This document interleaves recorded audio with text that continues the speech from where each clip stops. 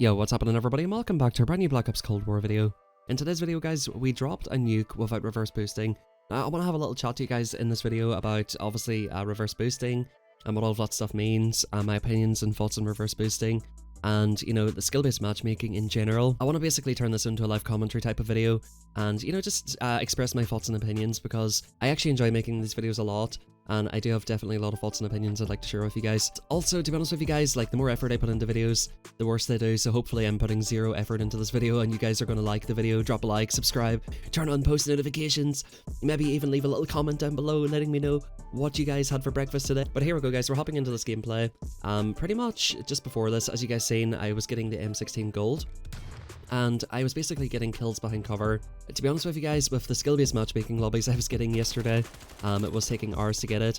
I got into this lobby, and as you guys can see, I'm still killing level 100s. This is not like a reverse boosted lobby. You guys seen me queue up for it, and obviously on the live stream, you guys would have seen me queue up for this lobby as well. I'm a fan of this play right here. Obviously, just kind of chilling out by this boss area. Knew that guy was coming. I knew that I killed that guy. I seen he was level 100. And you basically have to get smarter, like, the better your lobbies are, the smarter you have to be, basically. And you start to expect people to flank you from off angles and, you know, trying to hit that little building. That's a little building people catch me from quite a lot, so I was pretty much expecting him to come through. But as you guys can see in this lobby, man, like, that guy's a level 55. Some people are just kind of crouch walking around. There we go, a level 70 prestige as well. These guys are not terrible players by any means, but it's definitely a change of pace. I think this was actually my first game of the AK-74U after getting the M16 gold, so it was a really nice change of pace for me. Like, I was basically sitting back, probably getting a really trash score per minute, trying to kill people on head glitches, which by the way is a pretty bad challenge. We're on an 8 right here, doing really well. I spot this guy at the window, but obviously I'm trying to sort of play it safe. Almost choked there on a 9 streak at the moment. But let's have a little chat about skill-based matchmaking. Obviously a lot of stuff has been happening. Right there chat, I was very upset with myself. We were on a 9 streak. One thing I did mention in the live gameplay is look how close I am to the war machine. If I can get straight back onto a streak, which obviously I am going to do so, I can get the war machine and I can even get a second war machine in the nuke kill streak. So it was definitely kind of a blessing in disguise that I died off that streak. But yeah, let's move on with it. Let's talk a little bit about skill-based matchmaking. I've made my opinion very well known on this channel that I think skill-based matchmaking is fine, but it's kind of trash how strong it is, right? Melted that guy. I think that the skill-based matchmaking in this game should have a much wider bracket. In Black Ops Cold War as compared to Modern Warfare, they actually increased the amount of skill-based matchmaking. They increased the amount of skill-based matchmaking from Modern Warfare, which was already bad enough. I actually seen a video today which I would like to talk a little bit about, which is the game modifying your stats and your damage and your hit registration and basically nerfing you mid-game if you're doing really well. Dude, I truly believe that this is a thing in Black Ops Cold War. If you guys seen the patent that was released in 2017, which was the year that World War II came out, a lot of people in that game talked about shoot first, die first, and you know, the connections and stuff in that game kind of feeling trash. I don't think it's the fact that the connections are necessarily trash because we've got dedicated servers, the internet's better than it's ever been in the world, but sometimes in these Call of Duty games these days, it feels like you just have literally no control. It basically feels like there's nothing you can do to avoid the death, or you know, it feels like you do shoot first, die first quite a lot. I actually think that the modifier that changes your damage, your accuracy and stuff mid-game is in this Call of Duty. Whenever I have a really good game of Black Ops Cold War, you guys usually hear me referring to this is my punishment game, and it genuinely does feel like that, where it's like if you have a really good game the game before, the game literally will go all out and punish you to make sure that you lose the next game, or to make sure that you are with the worst teammates. And you know, sometimes in those lobbies, it doesn't matter how good you are. Like, I can go absolutely crazy, I'm not missing a single bullet one game. The next game, it's like I'm shooting first, dying first. It feels like I can't snap on the target the way I was the game before. It feels like the game's a little bit laggy. I'm really interested to see what Drifter and Exclusive Ace's results are going to be, but they've done some testing recently, and you know, this actually matches up with what I'm experiencing, is that skill-based matchmaking is actually forcing you to play on regions overseas, which obviously will be having a huge impact on your connection and a huge impact on your gameplay experience. I feel like I played this game quite well, but I definitely feel like I was rewarded with some maybe less skilled players, not noobs, not people with disabilities, not the reverse boosted lobbies that you guys see people going into, but some maybe slightly less skilled players and some players who perhaps had a good game last game and are in fact getting punished for their good performance last game in order to obviously equalize it. You know, as you guys can see from this gameplay, you know, people are shooting me back. I am positioning really well, but if you're a top quality player, you'll know that some of the players in this lobby, at least 1 or 2 players, maybe that level 55 and so on, are a little bit more newbie. And you know, this is pretty much how Call of Duty is supposed to be, where it's like some games you play against sweats, some games you play against a couple of good players and a couple of bad players. Sometimes all of them are average, sometimes all of them are really good. Sometimes you have good teammates, sometimes you have bad teammates. It is supposed to be a roller coaster, and obviously without the lows you cannot have the highs. But in this game I feel like the roller coaster is so manipulated to the point where that it is just constantly up down, up down, up down, and you are constantly being honestly punished for doing well in the game. So it definitely does need some sort of adjustment, but I would like them to keep obviously a protected bracket for the less skilled players who, you know, maybe do have disabilities and maybe do need some level of protection. I'm completely for that. That's kind of where the reverse boosted gameplay gets a bit of a grey area for me. I personally don't enjoy watching reverse boosted gameplay as much as I enjoy watching you know, some like sketchy moments in the gameplay where the person definitely could have died and you can tell that the players are shooting back, and that, you know, it's essentially not a game versus recruit bots, more or less. There is some sort of tension, and I'm really feeling myself. I'm having a ton of fun here. I'm running about, I'm not camping. This is probably my fastest nuke. I've dropped a total of 4 nukes, and this is definitely my fastest one.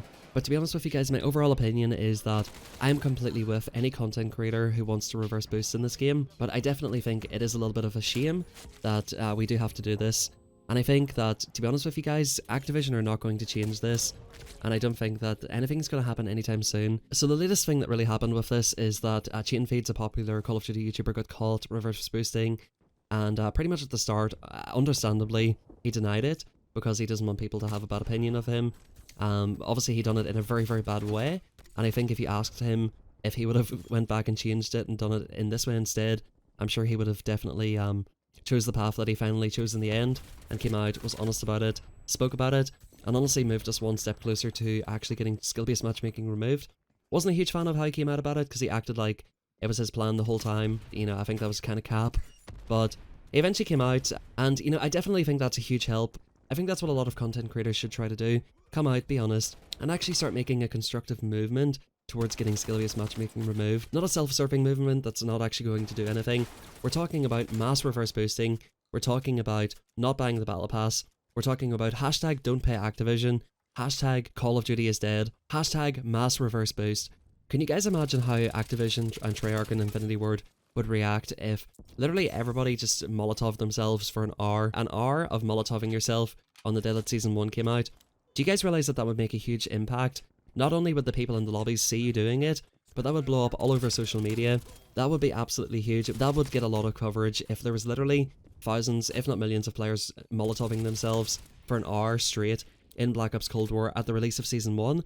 This is the moment in time that we're supposed to be extremely hyped for the update. We're supposed to basically just completely forget. So pretty much like this is how it goes. Like, we have this whole thing, they drop some new content, everybody's all hyped for the content, and then it kind of cools down for a little while. A few weeks into the update, people start getting upset again, skill-based matchmaking's trending again, nothing happens, then a new update comes out, and it's just rinse and repeat, rinse and repeat. If we actually want this to be removed, this is going to take a lot of big content creators to work.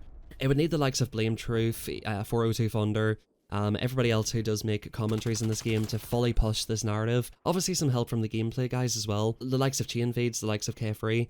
It is going to be very tough for stuff like that to happen, because to be honest with you, it's not usually in YouTubers' best interests to kind of involve them with things like that. If you guys do truly want the game to get fixed, that's pretty much what needs to happen.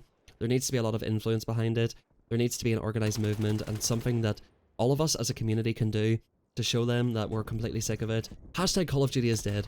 If Activision and their sponsors seeing that hashtag Call of Duty is dead is trending on Twitter, that's going to make more of an impact than hashtag SBMM, hashtag mass reverse boost. If they see thousands, tens of thousands of players reverse boosting, throwing Molotovs at their feet the day Season 1 comes out, that is going to have a huge impact. Hashtag do not buy the battle pass.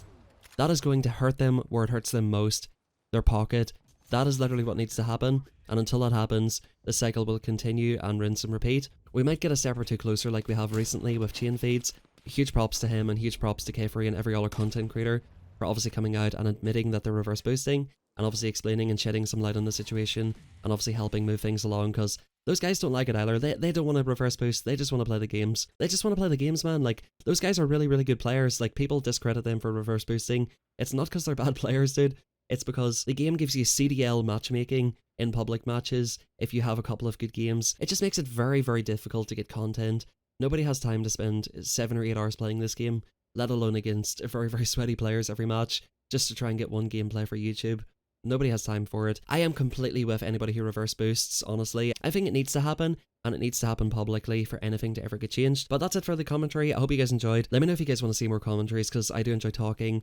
I want to talk about Rogan. If you guys seen recently, Activision banned a 6-year-old from Warzone, which is kind of disgraceful considering that they can't even ban people who are cheating, but they ban a 6-year-old because he's probably a little bit younger, and obviously that's against terms of service. And literally, skill-based matchmaking is in the game to protect kids so that they continue playing Call of Duty and eventually get their mum's money or spend their own allowance on Call of Duty. That's literally what it's there for, but they ban this little 6-year-old kid who's amazing at Warzone for absolutely no reason. It's an absolute disgrace. I want to talk about these topics. I feel like these topics are of interest, and let me know if you guys would like me to continue and obviously do these type of commentaries from time to time, or even every video. Honestly, at this point, I'm definitely excited to do things a little bit differently. But that's it, guys. Thank you everybody who dropped a like in this video. Thank you everybody for commenting your opinions, and thank you everybody who has been subscribing lately. I hope you enjoy the rest of your day, and do not forget, guys, hashtag Call of Duty is dead, hashtag don't buy the battle pass, and hashtag mass reverse boost. I'll catch you guys in the next one.